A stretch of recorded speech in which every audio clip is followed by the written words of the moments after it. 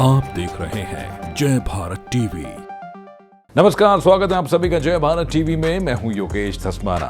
देश के सर्वोच्च नागरिक यानी कि हमारे देश के राष्ट्रपति, और अब एक बार फिर देश में अगले राष्ट्रपति कौन होंगे, इसके लिए चुनाव होने जा रहा है। जी हां, 18 जुलाई को जहां राष्ट्रपति पद के लिए चुनाव होगा, वहीं 21 जुलाई को यह तय हो जाएगा कि हमारे देश का अगला सर्वोच्च नागरिक यानी कि देश का अगला राष्ट्रपति कौन बनने जा रहा है। ऐसे में यह बेहद महत्वपूर्ण है कि आखिरकार राष्ट्रपति पद के लिए चुनाव कैसे होता है।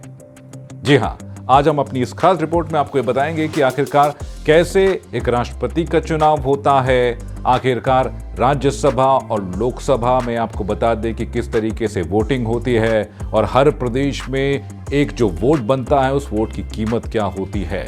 साथ ही साथ आपको ये भी बताएंगे इस विशेष रिपोर्ट में कि अगर राष्ट्रपति पद के लिए कोई चुनाव हो रहा है तो जो उम्मीदवार है उसकी पात्रता क्या होनी चाहिए। देखिए इस खास रिपोर्ट में कि आखिरकार कैसे तय होता है देश के सर्वोच्च नागरिक यानी कि देश के राष्ट्रपति का चुनाव। भारत का राष्ट्रपति यानी कि देश के सर्वोच्च नागरिक। चुनाव आयोग ने देश के 16वें राष्ट्रपति के चुनाव का ऐलान कर दिया है। आपको बता दें कि देश के 16वें राष्ट्रपति के चुनाव के लिए 28 जुलाई को मतदान होगा, जबकि 21 जुलाई को मतगणना। राष्ट्रपति देश के सर्वोच्च नागरिक होते हैं। तो आज हम बताएंगे आपको कि आखिरकार कैसे होता है राष्ट्रपति पद का चुनाव। आपको बता दें कि राष्ट्रपति का चुनाव अप्रत्यक्ष निर्वाचन यानी कि इनडायरेक्ट इलेक्शन द्वारा होता है, जिसका मतलब यह है कि राष्ट्रपति का चुनाव इलेक्टोरल कॉलेज करता है। देश की जनता राष्ट्रपति का चुनाव सीधे खुद नहीं करती है, बल्कि उसके वोट से चुने हुए प्रतिनिधि करते हैं, और से ही अप्रत्यक्ष निर्वाचन यानी कि इनडायरेक्ट इलेक्शन कहते हैं। जैसा कि हमने आपको बताया है कि राष्ट्रपति का चुनाव जनता द्वारा वोट के आधार पर चुने प्रतिनिधि करते हैं, तो इसका मतलब साफ है कि इस प्रक्रिया में वोटिंग का अधिकार चुने हुए विधायक और सांसदों के पास होता है। राष्ट्रपति चुनाव में संसद में नामित सदस्य और विधान परिषदों के सदस्य वोट नहीं डाल सकते, क्योंकि ये जनता द्वारा सीधे नहीं चुने जाते हैं। आइए अब आपको बताते हैं कि कैसे होता है राष्ट्रपति का चुनाव। भारत के राष्ट्रपति के पद की दौड़ में हिस्सा लेने वाले प्रत्येक उम्मीदवार को अपना नामांकन दाखिल करना होता है, और राष्ट्रपति चुनाव लड़ने के लिए हर व्यक्ति को इसके लिए 15,000 रुपए से अधिक जमा करने होते हैं, और 50 प्रस्तावकों और 50 समर्थकों की एक हस्ताक्षर की हुई सूची जमा करनी होती है। प्रस्तावक और समर्थक राष्ट्रपति चुनाव 2022 में मतदान करने के योग्य निर्वाचकों में से कोई भी हो सकता है। राष्ट्रपति चुनाव में सभी निर्वाचित विधायक अपने अपने राज्य और केंद्र शासित प्रदेश में, तो वहीं सभी निर्वाचित सांसद राज्यसभा और लोकसभा में वोट करते हैं।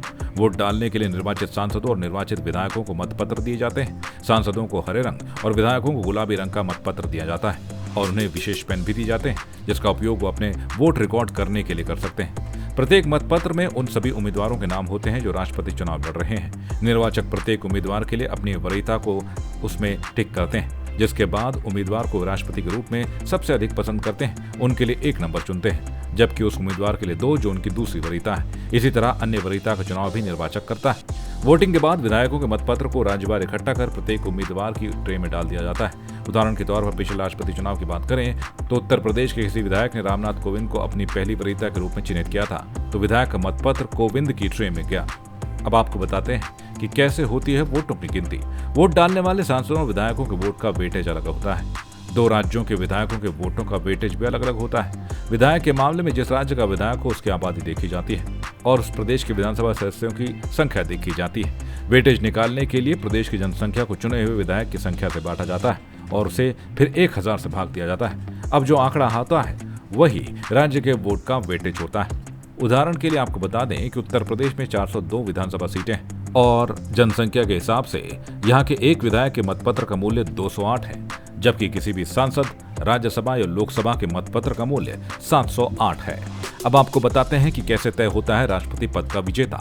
राष्ट्रपति चुनाव का विजेता वो व्यक्ति नहीं होता जिसे सबसे अधिक मत प्राप्त होते हैं, बल्कि वो व्यक्ति होता है जिसे एक निश्चित कोटे से अधिक मत प्राप्त होते हैं। प्रत्येक उम्मीदवार के लिए डाले गए वोटों को जोड़कर योग को 2 से विभाजित करके और भागफल में 1 जोड़कर कोटा तय किया जाता है। जो उम्मीदवार तय कोटे से अधिक वोट प्राप्त करता है वो विजेता होता है। यदि किसी को कोटे से अधिक वोट नहीं मिलते तो सबसे कम वोट वाले उम्मीदवार को रेस से हटा दिया जाता है, और हटाए गए उम्मीदवारों के मतपत्र उन मतपत्रों में दूसरी वरीयता पसंद के आधार पर शेष उम्मीदवारों के बीच वितरित किए जाते हैं। प्रत्येक उम्मीदवार के लिए कुल मतों की गिनती की प्रक्रिया फिर दोहराई जाती है ताकि ये देखा जा सके कि कोई तय कोटा से ऊपर मत पा सका है या नहीं। ये प्रक्रिया तब तक जारी रहती है जब तक किसी का वोट कोटा से अधिक तक नहीं पहुंच जाता या जब तक लगातार निष्कासन के बाद सिर्फ एक उम्मीदवार नहीं बच जाता, तब उस व्यक्ति को भारत के राष्ट्रपति के विजेता के रूप में घोषित किया जाता है। अब आपको बताते हैं कि भारत के राष्ट्रपति का चुनाव लड़ने के लिए उम्मीदवार द्वारा आवश्यक योग्यताएं क्या हैं। आपको बता दें कि एक उम्मीदवार को राष्ट्रपति के पद का चुनाव लड़ने के लिए निम्नलिखित शर्तों को पूरा करना होता है। उसे भारत का नागरिक होना चाहिए, 35 वर्ष की आयु पूरी होनी चाहिए, लोकसभा का सदस्य बनने के योग्य होना चाहिए, भारत सरकार या किसी राज्य की सरकार के अधीन या किसी स्थानीय या अन्य प्राधिकरण के अधीन किसी भी उक्त सरकार के नियंत्रण के अधीन लाभ का कोई पद धारण नहीं किया होना चाहिए। हालांकि उम्मीदवार किसी भी राज्य के राष्ट्रपति या उपराष्ट्रपति या राज्यपाल या संघ या किसी राज्य के मंत्रियों का पद धारण कर सकता है और चुनाव लड़ने के लिए पात्र होगा। तो आने वाली 18 जुलाई को वोट होगा और 21 जुलाई को यह तय हो जाएगा कि देश का अगला राष्ट्रपति कौन बनने जा रहा है। तो इसी तरह की और भी खबरें आप तक हम पहुंचाते रहेंगे और ये खबरें जानने के लिए आपको हमारे YouTube चैनल जय भारत टीवी को लाइक करना होगा, शेयर करना होगा, सब्सक्राइब करना होगा। और अगर खबरों को पढ़ना चाहते हैं तो हमारी वेबसाइट www.jayabharattv.com पर जाइए और पढ़िए देश दुनिया की तमाम ताज़ा तरीन खबरें। फिलहाल मुझे दीजिए इजाजत।